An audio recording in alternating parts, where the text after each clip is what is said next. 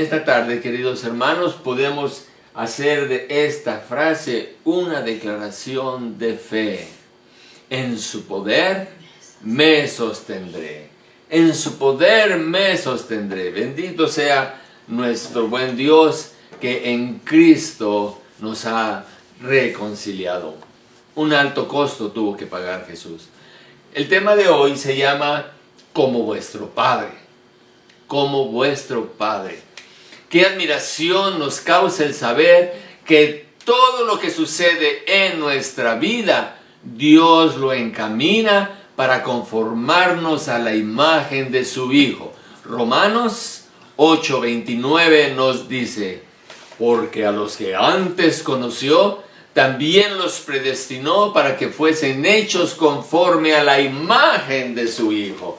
Así que Dios usa todas las circunstancias que pasan en nuestra vida. Escúchame bien, todas las circunstancias, las que te gustan, las que no te gustan, con las que te alegras, con las que sufres, con las que estás tranquilo, con las que estás nervioso. Dios utiliza esas circunstancias para hacerte conforme a la imagen de su Hijo. Dios los predestinó, ¿para qué? Para que fuesen hechos conforme a la imagen de su Hijo.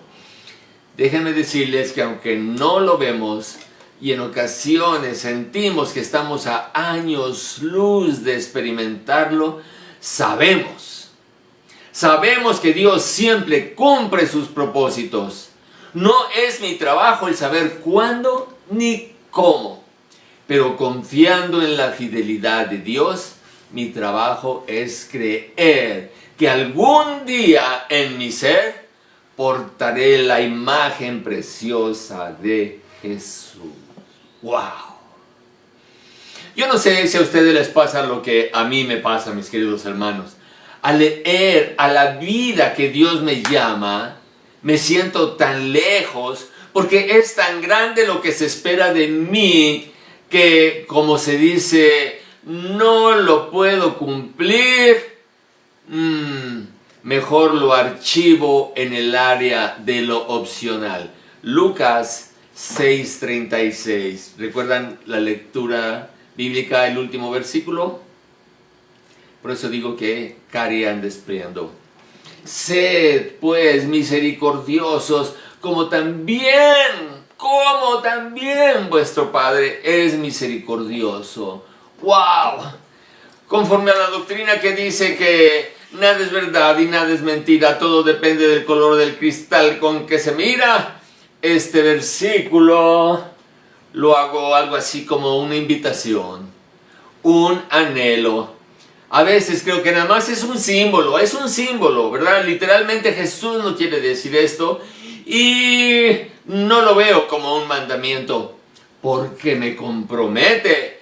Y entonces uso mi hermosa lógica, que me ayuda mucho en estos casos. ¿De verdad quiere Jesús que sea tan misericordioso como su Padre? No, yo creo que no. No hay nadie como Dios. Y lo archivo. El problema, mis amados hermanos, es que ya no tengo cupo para tantos versículos archivados. Ya lanza un mensaje que no tengo suficiente espacio para seguir guardando este tipo de versículos. ¿Tú qué ves, mi querido hermano? ¿Tú qué ves detrás de estas palabras? ¿Lo ves como un mandamiento? ¿Una invitación? ¿O lo ves como un proceso al cual todos llegaremos?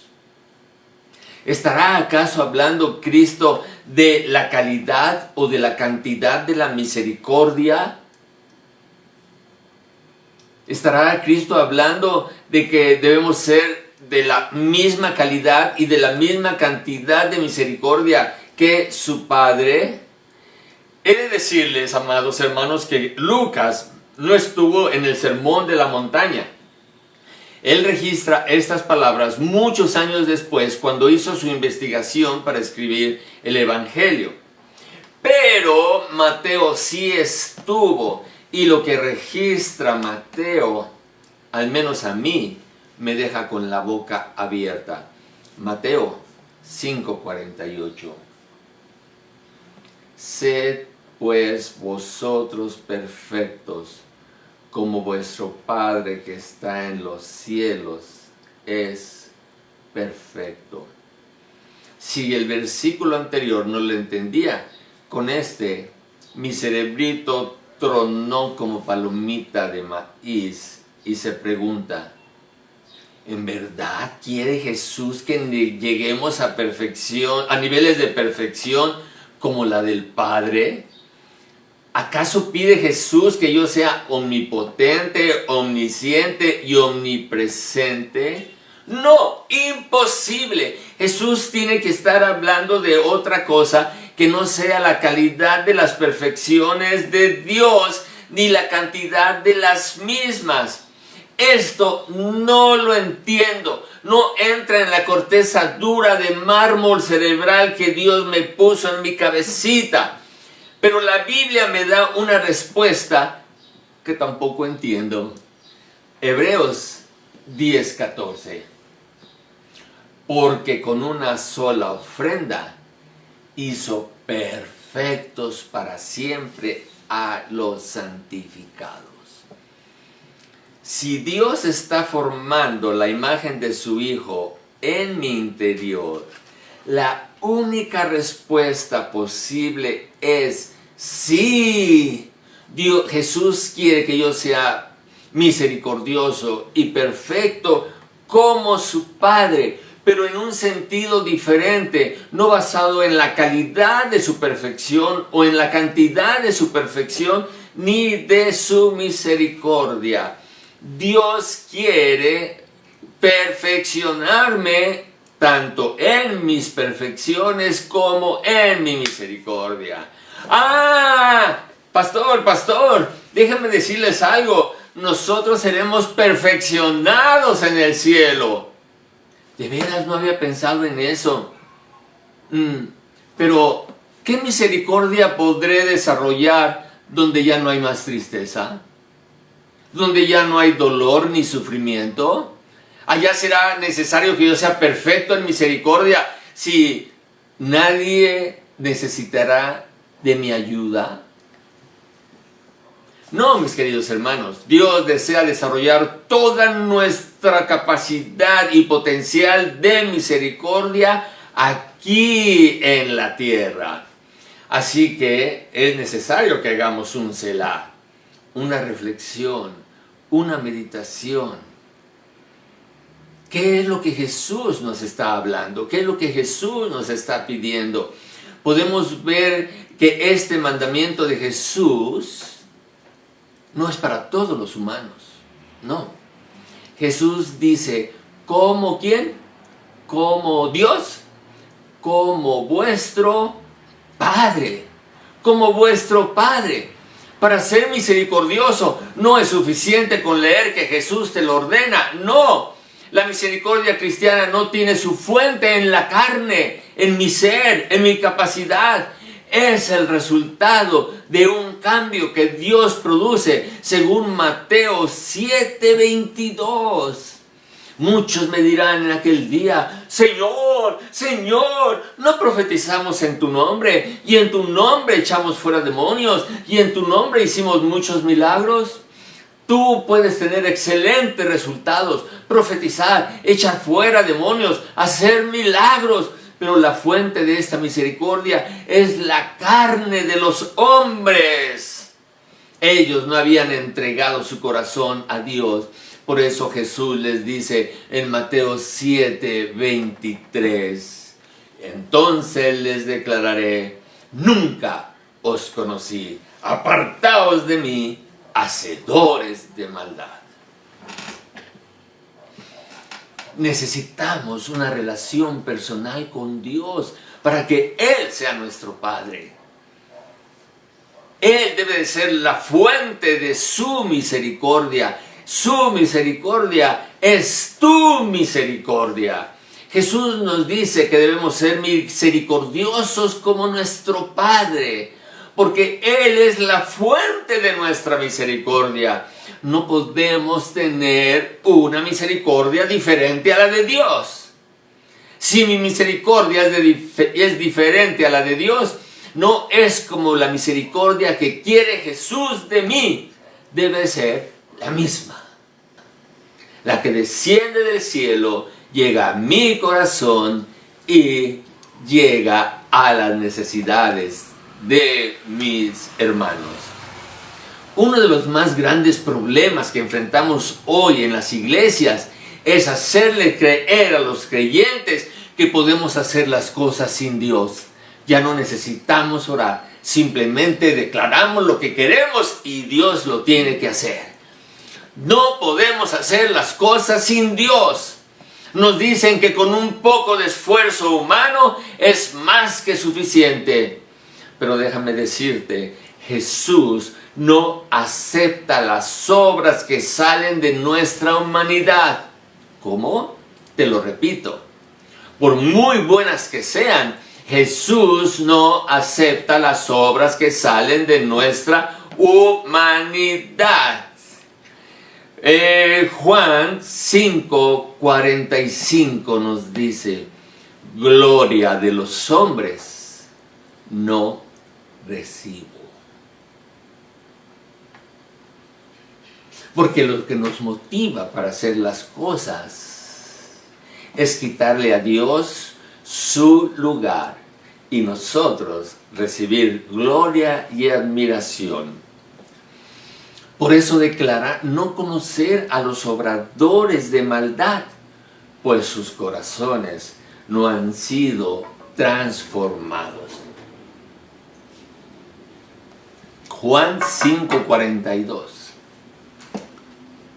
Mas yo os conozco que no tenéis el amor de Dios en vosotros. Si su amor no está en mi vida, ¿cómo puedo expresar misericordia como la suya? ¿Crees que Jesús pide que imitemos a Dios? Hay características tan especiales de la misericordia de Dios que nunca, nunca, nunca podremos igualar. Primero de Crónicas 16:34. Aclamad a Jehová porque Él es bueno, porque su misericordia es eterna. Él es eterno y nosotros finitos. Pero aún en nuestras limitaciones, Jesús dice que seamos misericordiosos como su Padre. Para eso tiene que ocurrir un milagro en nuestro negro corazón. Según Romanos 5:5, este milagro es obra del Espíritu Santo. La esperanza no avergüenza, porque el amor de Dios ha sido derramado en vuestros corazones. ¿Por quién? Por el Espíritu Santo que nos fue dado. ¿El amor de quién? El amor de Dios ha sido derramado. ¿En dónde? En nuestros corazones. Y aquí sí la respuesta es, si su amor corre como un río en mi corazón, estoy listo para ser misericordioso como Él. No porque yo lo produzca, sino porque yo simplemente lo dejo que me atraviese y que llegue a los demás. Pero ahora la gran pregunta que nos va a aclarar muchísimo más de lo que hablaba Jesús cuando nos pedía ser misericordiosos y perfectos como nuestro Padre. ¿Cuándo actúa Dios o cuándo actúa la misericordia de Dios? Desde la eternidad. Dios se propuso hacer al hombre y sabía de nuestra necesidad de salvación. Podríamos decir que Él actuó en misericordia cuando. ¿Cuándo muestra Dios misericordia? Cuando Él, 1, vio la necesidad. Cuando Él, 2, escuchó el clamor. Cuando Él, 3, actuó. Cuando Él vio, después escuchó y después actuó. Así que esto, mis queridos hermanos, lo convierte en un Dios perfecto.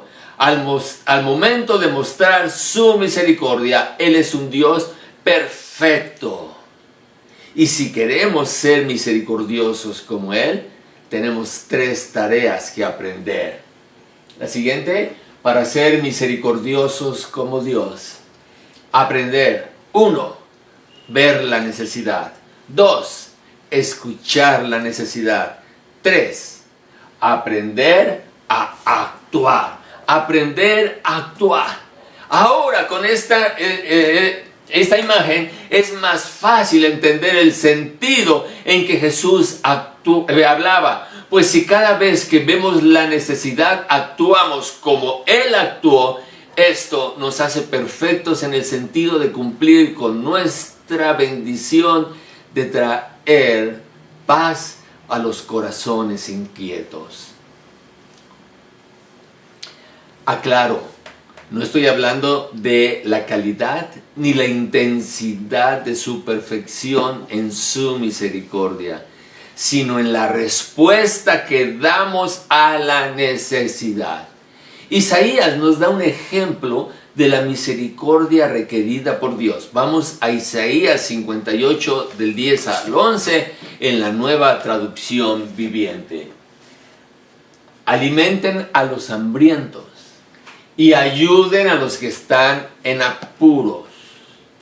¿Qué sigue? Lo puse con rojo subrayado y en latín. Entonces su luz resplandecerá desde la oscuridad, y la oscuridad que los rodea será tan radiante como el mediodía. Ojo, el Señor los guiará continuamente, les dará el agua para compartir cuando tengan sed y restaurará sus fuerzas. Serán como un huerto bien regado, como un manantial que nunca se seca. Y ahora que estamos en Carrizal, entendemos perfectamente qué quiere decir un huerto bien regado y un manantial que nunca, nunca, nunca se seca. Así que lo más extraordinario es que cuando hacemos misericordia, no solo ayudamos a otros, Dios se compromete con nosotros a bendecirnos, porque su presencia tiene que llenar mi manantial, tiene que llenar mi pozo, tiene que llenarme de su agua bendita para que yo pueda compartir. Y tú, mi querido hermano, te conviertas en un huerto bien regado, porque el manantial de Dios que nunca se seca corre a través de mí y corre a través de ti como hijos de Dios. Nosotros no somos responsables de producir el agua. Somos responsables de dejarla fluir. Jesús nos hablaba de eso cuando decía que de nuestro interior correrían ríos de agua viva.